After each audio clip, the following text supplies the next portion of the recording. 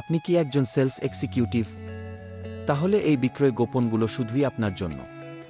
বিক্রয় শুধু একটি চাকরি নয়, এটি এক ধরনের জীবনচর্চা।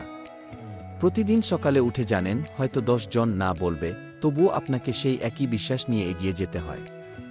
এটাই এক সেলসম্যানের জীবন, নীরব সাহসিকতা। গোপন এক, মানুষ পণ্য কেনে না, তারা কেনে আপনাকে। আপনার হাসি, বিশ্বাসযোগ্যতা আর মনোযোগী মানুষকে হ্যাঁ বলতে বাধ্য করে।